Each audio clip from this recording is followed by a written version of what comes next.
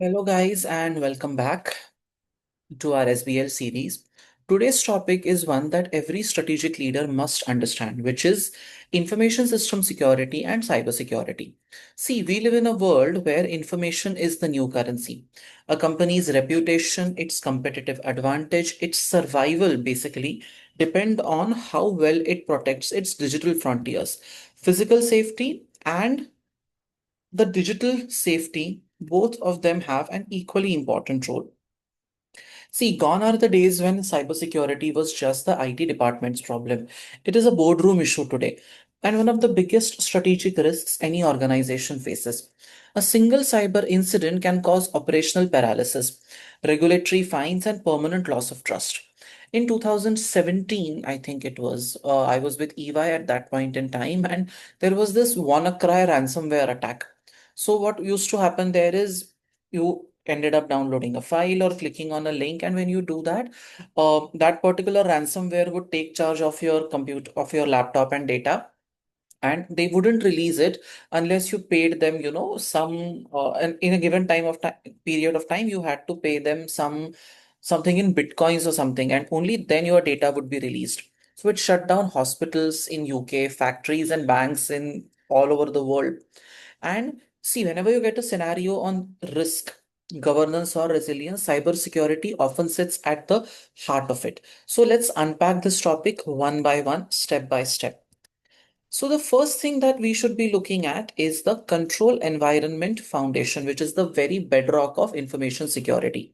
Cybersecurity begins with a strong control environment. And what is that? It doesn't mean just having firewalls or an antivirus software. It means building an organizational culture and structure that supports secure behavior everywhere. There are four pillars of the control environment. Top management buy-in, leadership commitment is everything. If the board doesn't care about security, nobody else will. When Infosys faced phishing threats a few years ago, their CEO made cyber resilience a KPI for all senior managers, and that itself sent a very strong message to all the 200,000 employees they had across the board. Then the information security culture. Every individual in the system should understand that information is an asset. And for example, at HDFC Bank, every employee undergoes cyber awareness training from the teller to the top management, because at every stage there is exposure to risk. The risk management approach will basically involve identifying, evaluating, and monitoring the risks regularly. The threats involve faster than any policy. The threats, they will just change every minute. So your risk register should also be a dynamic risk register. You should always sit on top of things. And then, of course, organizational vigilance. Recognize that, attacks can come from anywhere. It can come from hackers, they can come from competitors, they can come from insiders. I mean, they say na ghar ka bhedi lanka dhai, you never know who comes and threatens your security. So you should be aware, and you have to build a proactive risk aware culture in the organization. That's, of course, the part of the control environment that we are talking about. But when you are looking at risk assessment, see, every security strategy begins with one simple question. What's at stake if something goes wrong? I don't have a lock outside my house, for example. What is at stake? All the valuables in my house are at stake. That is risk assessment, evaluating potential financial and operational losses from different threats. We usually consider four big categories. Downtime cost. Think of airline booking systems or payment gateways. A few hours or minutes of outage means crores lost in revenue. I mean, State Bank of India and the post office in India should take some lesson from this. They always are suffering downtime. I don't know why. Link failure. Whenever I go there with my grandmother, link failure. I said, just stop the business and privatize it. But of course, that's not something for me to say. Then fraud losses. Cyber criminals can manipulate payments or steal credentials, something Indian banks deal with every week. This incident happened with my father, and it happened right in front of my eyes. And you know how these father son dynamics work. So we are sitting in the drawing room, and this is many years ago. This is not a recent incident. He gets a call saying that, you have to make this payment on for whatever electricity bill or whatever. So he's talking to this person, he's asking for some data. My father is providing this data, and I am waving, I am shouting, don't do this, don't do this. And he's giving random information. And you know how fathers snap back, right? You you think as if you know everything. तुम्हें सब आता है. You don't tell me anything. I know everything. I said, okay, go ahead. So I'm sitting there. I believe, he will listen to me. Now he will listen to me, and he just doesn't listen to me, and he ends up giving an OTP to that person, and he has lost 45,000 that way. Imagine for an electricity bill. I mean, this is unfortunately now it is happening only with educated individuals, and that's so sad. But it just reminds me of that incident. Then the theft impact. Intellectual property and customer data are prime targets, like when a competitor steals designs or pricing strategy. And compliance violations. Regulators like RBI and SEBI impose strict penalties for data breaches or reporting failures. And always quantify wherever possible, okay, in your answers. Say that downtime cost you so much, or investment in backup systems worth so and so would have been justified, right? That helps you to understand the next point, which is the risk equation framework. So, threat into vulnerability minus countermeasures. What is threat? Threat is the potential source of harm like malware, hackers, or some insider misuse. Vulnerability is how weak or exposed your system is to these failures. Maybe outdated software or poor access controls. Impact is the consequence, financial, reputational, or operational, what happens because of that. And countermeasures are steps that you have put in place in order to reduce risk. Firewalls, training, audit, encryption. So, if threat and vulnerability are high but countermeasures are weak, your risk level will skyrocket.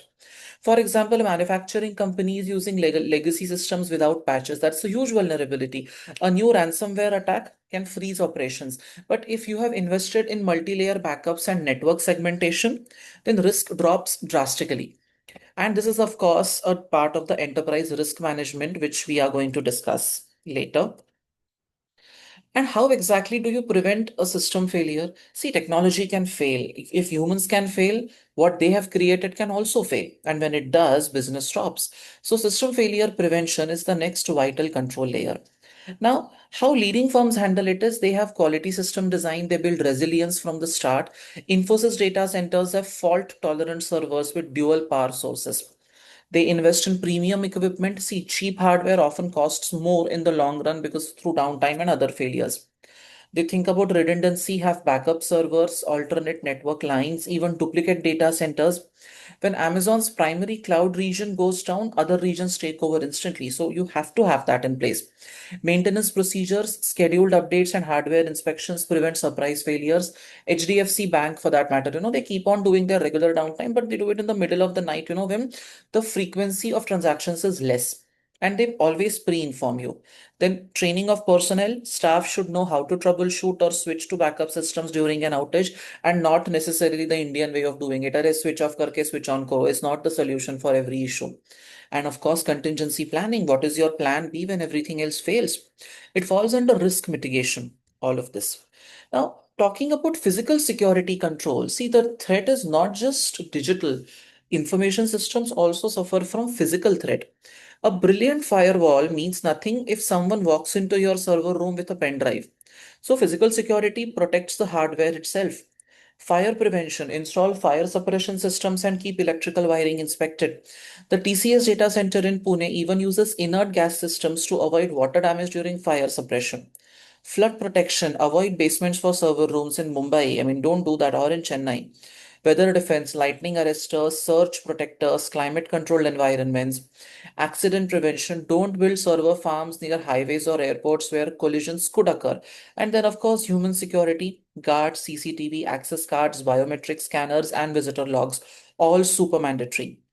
Many breaches start with social engineering, so physical vigilance matters as much as the virtual firewalls. The next aspect is, of course, logical and application security. Logical controls are the digital gatekeepers of your system. They regulate who can access what. Every user must have a unique ID, no shared accounts. Passwords must be complex and changed regularly. Multi factor authentication is the norm now. OTPs, apps, biometric verification. In India, most banks now use two factor authentication even for internal transactions. Globally, companies like Google have eliminated passwords entirely, switching to hardware-based security keys. So these logical barriers, they form the first line of defense against unauthorized access. Now, the network security framework is See, even if your users are secure, your applications might not be. Hackers will often exploit vulnerabilities in software, outdated plugins ho gaya, misconfigured servers, unpatched bugs, untackled issues. And controls will involve regular software updates and patch management, antivirus and anti-malware protection, blocking unauthorized plugins, protection against trojans and botnets and zero-day exploits. See, many breaches come from insiders who are misusing legitimate access. In 2020, a disgruntled employee at an Indian fintech company deleted core data tables after resignation. Downtime lasted 36 hours. So, access monitoring and segregation of duties is vital. See, confidentiality and integrity form the cornerstone, and so does availability. Who gets access to data? To whom is the data available? That will play a role in, ensuring data security. How many times have you or I felt when leaving our prior organizations कि यार जाते time ना सब delete कर देता हूँ फिर रोते बैठो. In our minds, that is the ultimate revenge for how they have treated you in the past. Well, that's a joke, huh? You shouldn't do it. Now, see, talking about your network security framework, it has three dimensions. See, network is like the nervous system of your organization. It connects everything. Network security ensures that nobody intercepts or disrupts the flow. It has three dimensions: access controls, user ID, password permission, technical barriers, firewalls, encryption, and digital signatures, monitoring systems, real time logging, and automated alerts. See, when you log into net banking, encryption ensures data confidentiality. Firewalls block malicious traffic, and monitoring tools detect suspicious patterns. Oftentimes, it has happened with me that if I ever perform a transaction on a credit card of a higher value, I immediately get a call from HDFC saying that, a transaction of a larger value is being attempted on your credit card. Did you do it? If you say yes, only then they allow you to process it. Otherwise, they don't process it. So, large financial institutions run security operation centers 24/7 to track threats. And see, this is governance through continuous monitoring. And examiners are looking for this when they talk about internal control environments. When I talk of control environment, I'm also looking at data and content protection. And data is, it's like a crown jewel. Protecting it requires layered controls. Like access security, who can open or edit files? Data encryption, encrypt both data at rest and in transit. At rest means in the database, and transit means when it is passing through a network. Auditing and monitoring, track every access, modification, or deletion. Make backups, store them offsite, and regularly test restoration. NPCI, which runs UPI and RuPay, keeps real-time encrypted backups in multiple cities. Globally, Microsoft Azure mirrors data across continents for business continuity. And when you are talking about data governance, the policies that ensure accuracy, accountability, and recoverability should be focused on. Now, do we need a contingency plan? Of course we do. No matter how good your defenses are, you must assume a breach or failure will occur, and that is where a contingency plan comes in. It includes survival procedures, keeping critical operations alive during disaster, recovery plans, restoring full functionality step by step, and personal coordination, trained teams that know what to do under stress. Now, during the 2018 Kerala floods, many Indian banks switched to backup data centers automatically. ATM and online banking stayed functional because contingency plans were rehearsed. If otherwise, if the physical security of the information system goes for a toss, it's all washed out, and then, we will take months to come back to normal, which is why it's so important to invest in these and train your people for that. Globally, I remember Sony Pictures, it had a cybersecurity attack in 2014, and they recovered through redundant backups and structured recovery procedures, something which is very essential. See, today data is the new oil, new gold, new whatever. Nothing is more valuable than data. So, of course, prevention is better than cure, but you need a cure if something goes wrong. You cannot just say that I have the strongest systems in the world, so I don't need a medicine if something goes wrong. No, you do. Now, when you are understanding cyber threats, okay, a cyber attack is a deliberate attempt to get unauthorized access, disrupt operations, or steal information. Some of the most common threats are, data theft, which is stealing intellectual property, customer databases, or credit card details. Asset theft is manipulating payments or transferring funds illegally. Business disruption is basically a denial of service attack that crash websites or networks. You can't access the website in all cases. Then information warfare, where competitors or even nation states aim to destroy data or spread disinformation. I mean, I don't believe this because it's coming on a news channel, and all of us know how absolutely untrustworthy news channels are. But there was this one video that was playing कि हमारे hackers ने उनका कुछ power grid खराब कर दिया or something. One doesn't know if that is true, but yes, if that is happening, then it's a serious threat for the entity. Now, what are some of the critical, who are, the main instigators of these threats? See, understanding who can cause a threat, which individual can cause a threat to you, that helps you develop the right kind of defense mechanism. You could have those criminals, who are financially motivated hackers who steal data to sell on the dark web, or industrial spies, state sponsored or corporate agents targeting trade secrets. Hackers who are thrill seekers, testing skills, often young and curious people who later, of course, they turn unethical at the end of it. Hacktivist, politically or socially motivated attackers. Remember, it's always these people who think of themselves as modern Robin Hoods in some sense, digital Robin Hoods in some sense. They believe that what they are doing is for the greater benefit of the society. Well, I really don't know how to comment on that, because who gets to decide what is right for the society or not, and how exactly are they contributing to that, right? So if they ask you about risk sources, you will have to mention both internal and external threat agents. The biggest one of these could be the insiders. They are the most dangerous ones because, they have gotten access to a lot. So disgruntled employees in this category, could be major problem creators for you. And then, of course, the United Kingdom NCSC, the National Cybersecurity Center, it has developed 10 steps to cybersecurity.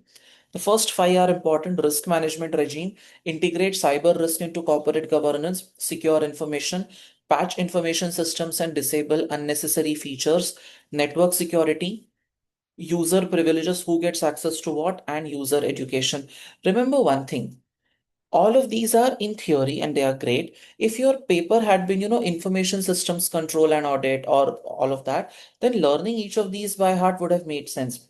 Your exam is not that. Your exam is strategic business leader. Understand what this cause.